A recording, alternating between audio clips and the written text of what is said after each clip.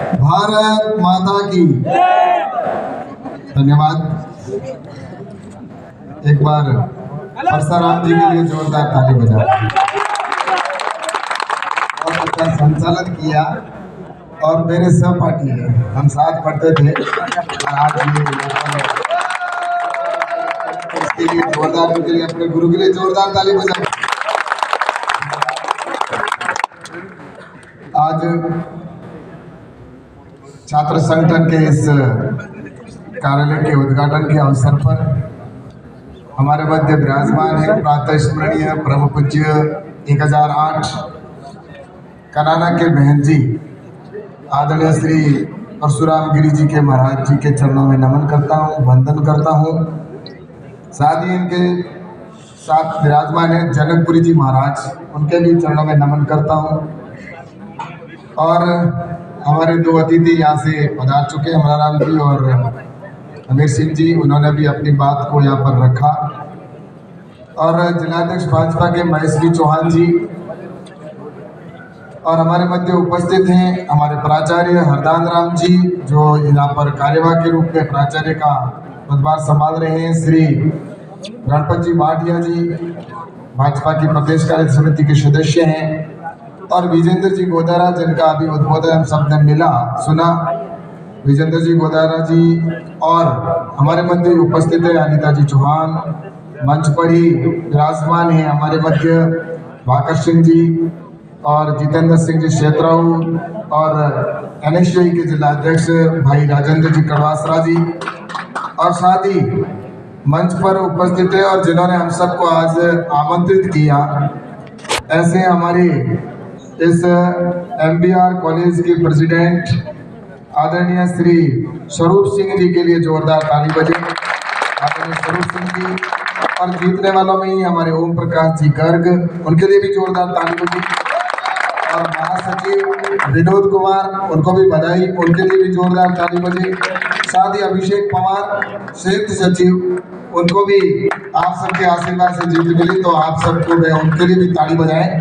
और सभी उपस्थित यहाँ पर मेरे सामने मंच पर बैठे अतिथिगण और सभी उपस्थित यहाँ पर मेरे सामने बैठे युवा साथियों, भाइयों और बहनों, और समस्त इस महाविद्यालय के स्टाफगण, गुरुजन और मीडिया के बंधु, सबसे पहले तो मैं जीतने वाले सभी प्रत्याशियों को बहुत बहुत बधाई, बहुत बहुत शुभकामना देता हूं, उनको बहुत बहुत उज्जवल भविष्य की कामना करता हूं। और इसके साथ ही मैं आप सबको बहुत बहुत धन्यवाद दूं, क्योंकि इनको जो विजयश्री हासिल हुई है वो आपकी बदौलत हुई है और आपने एक अच्छा निर्णय लिया। इसके लिए आप सबको बहुत बहुत धन्यवाद, बहुत बहुत बधाई कि आपने ऐसे युवाओं को जिताकर आगे भेजा है। और मैं सोचता हूं कि कॉलेज के अंदर और राजनीति के क्षेत्र के अंदर पहली अगर कोई सीढ़ी है तो वो कॉलेज है। और कॉलेज के अंदर जो विद्यार्थी पढ़ता है उस समय उसको अगर इतने युवाओं का समर्थन मिल जाता है तो मैं सोचता हूँ उसको पीछे देखने की जरूरत नहीं होती है, लेकिन उसके लिए उसको काम करने होते हैं और उनकी उम्मीद के ऊपर उसको खरा उतरना होता है। और मुझे यकीन है कि आपने जिन प्रत्याशियों को यहाँ से जीता कर भेजा है, आपकी उम्मीदों पर और आपके विश्वास पे ये निश्चित रूप से खरा उतरेगा, इसमें कोई दो राय नहीं। और मैं आप सबसे ये जरूर कहना चाहता हूँ कि कॉलेज लाइफ वास्तव में अपने आप में एक अलग होती है। और आज मैं जब इस परिसर के अंदर खड़ा हूँ तो मुझे भी वो दिन जरूर याद आ रहे हैं, जैसे कि मैं आज इस समय इस कॉलेज का स्टूडेंट हूँ। और अभी यहाँ पर जैसा कि सभी कह रहे थे कि हमारी मांगें पूरी होनी चाहिए, और निश्चित रूप से पूरी होनी चाहिए। मैंने भी बचपन में जब कॉलेज में पढ़ता था तो इसी तरह से मैं मांग भी करता था, नारे भी लगाता था। और आज नारे लगाते लगाते जब मैं यहाँ पर आता हूँ तो मुझे निश्चित रूप से लगता है कि इसमें आप सभी युवा भाइयों का, उस समय के जो थे उनका और आप सबका सहयोग रहा, उसकी वजह से आज मैं इस जगह पर खड़ा हूँ। हाँ, ये जरूर है कि इस कॉलेज के अंदर मैं आया, लेकिन मुझे आने पर मेरे जो पुराने गुरुजन थे वो आज यहाँ पर दिखाई नहीं दे रहे। इस बात की कमी खल रही है।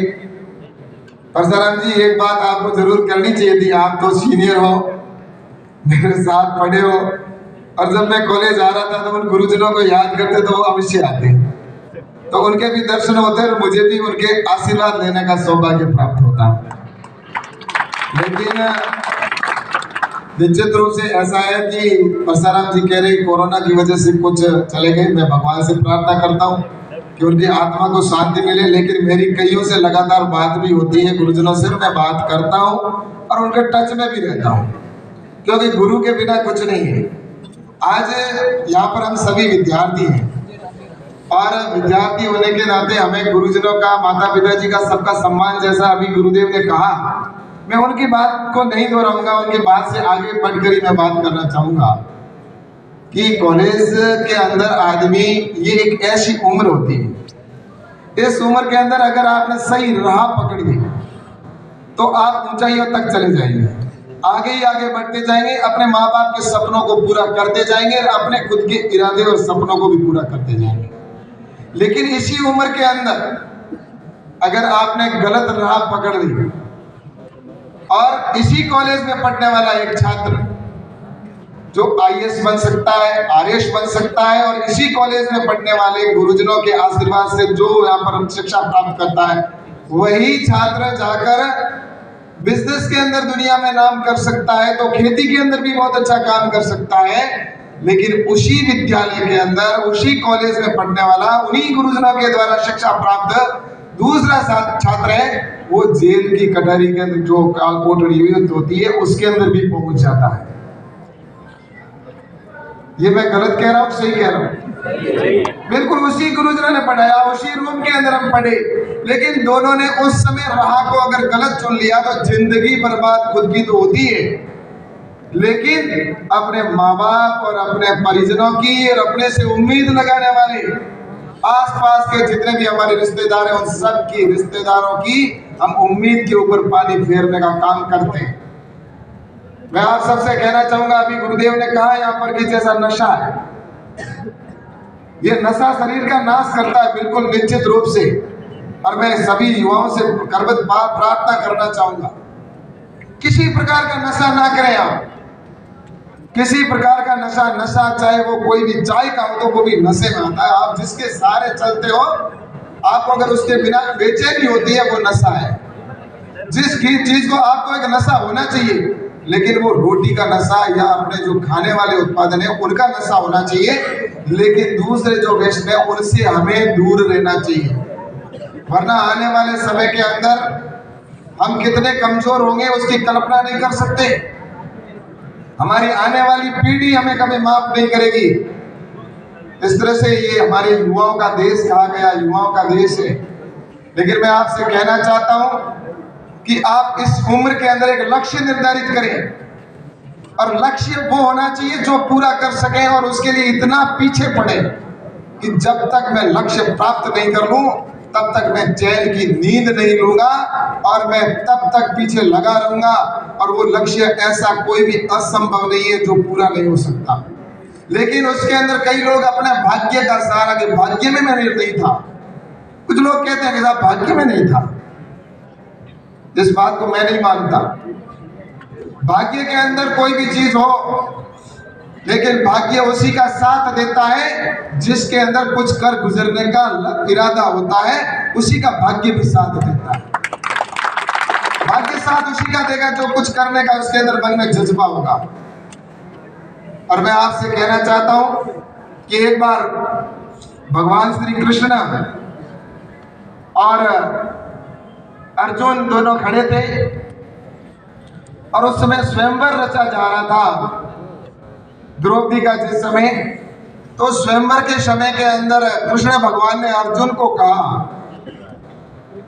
को कहा कि तुम निशाना साधो। उस समय ध्यान पूरा लगाकर निशाना साधना। ध्यान इधर उधर भटक गया तो तुम्हारा निशाना छूट सकता है। तब उस समय अर्जुन ने कहा कि जब मेरे साथ स्वयं कृष्ण भगवान है तो फिर मैं क्यों चिंता करूं, मेरा लक्ष्य तो लगेगा ही लगेगा। तब कृष्ण भगवान ने भी ये उस समय कहा कि इस तरह से आप अगर लक्ष्य से चूक गए, लक्ष्य